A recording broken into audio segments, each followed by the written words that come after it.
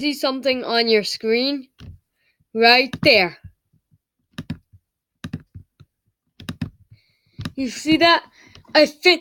Anyway, I have finished the Brightline series, and here we begin without further ado. It's actually a Jacksonville to Mobile line. So it's one of the two Brightline proposals that actually leaves the state of Florida and continues out of the state of Florida to a nearby city. So we follow existing track because existing track is very straight at this point. See why I had Lake City as the end of last video? It's a major junction, and eventually it will become a four-way. So then we follow I-10 at just west of Live Oak and south of Falmouth. We join the median of I-10, which we continue following for about 10 kilometers, which would be about 6 miles before we diverge in a curve straighten, and then we continue onwards out west with intermittent curve straightening until Tallahassee. Wow, that was quick. So we continue westward on I-10, and then we go into a tunnel under Route 90 until we reach the railroad. Then we emerge from the tunnel right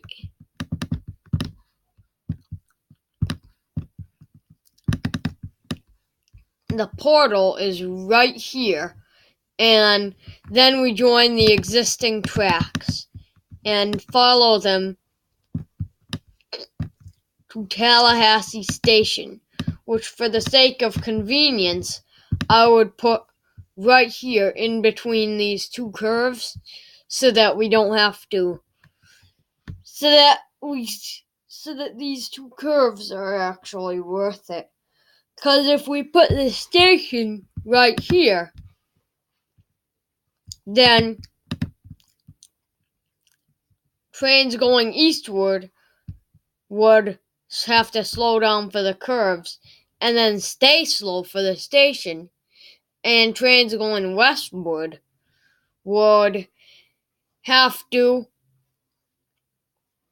just get out of the station and then go through two curves, versus we could even that out and reduce the amount of time across the board just by placing the station here.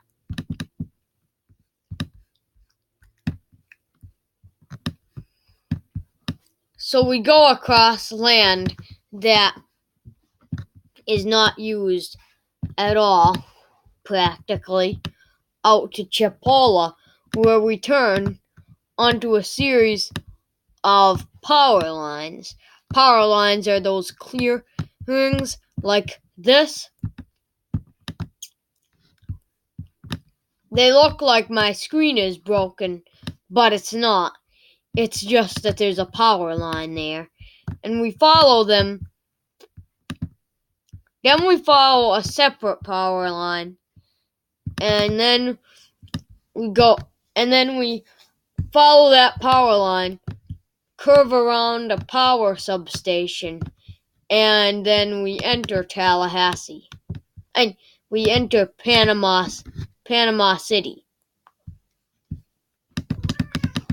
Now, why did we diverge from our route to go out from our route, which was like this, to go out here? Well, the reason why is because I placed a stop at Panama City Beach, even though it would diverge from our route that we were following,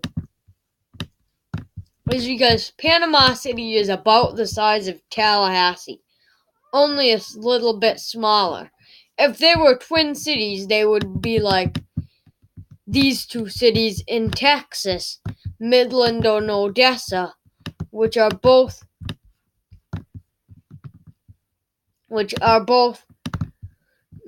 Odessa is the bigger brother, but they are both very close. But the point is, they would be like that if they were twin cities, because they're very similar in size. So we continue westward along the shore of the Gulf of Mexico and along the coast to Fort Walton Station. Fort Walton Station is not truly in Fort Walton, but since Fort Walton is the bigger of two twin cities, Niceville and Fort Walton. See Niceville and Fort Walton, I decided I would put the station there. Then I realized that I could just continue following the shore of the Gulf of Mexico and put the station on Okaloosa Island, since it was less than 10 blocks away from Fort Walton Beach, measuring in blocks. And because of that, I decided I would put the station like here. So anyway, we continue on Santa Rosa Island. Then we turn over a viaduct, and then we go into plunge into a tunnel under Route 98. Then we go through another cut and cover tunnel this time. Then we go through a tunnel on one side of the East Bay at Pensacola, and we go over the Pensacola Bay and join tracks with the existing alignment. The existing alignment has been down the route I talked about earlier from Tallahassee on.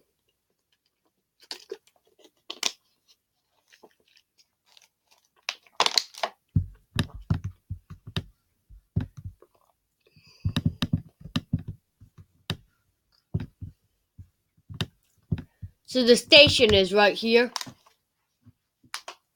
because you would have to slow down anyway because of the curves, and it's in the downtown anyway, so really any station from here to here would work. But this is really the downtown core area, and our station is stuck snug in the center of it.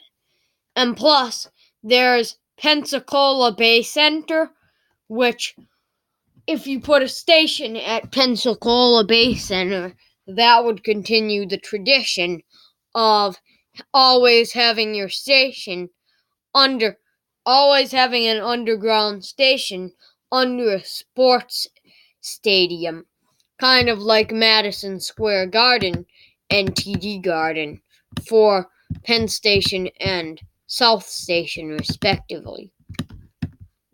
So we continue northwest along the existing alignment. Then we follow Route 10, Interstate 10, with intermittent curve straightening westward across the Mobile Bay out to Mobile. And the station is placed right here, because that's where the tracks meet, because right here is where the tracks cross the Mobile River and meet the Central Business District, and besides, it is a Central Business District anyway. And that's as far I was gonna go outside of Florida. in a Brightline video. Anyway, expect the next few videos to be in the Southeast United States, but not Brightline proposals. Anyway, this is Mobility Project out.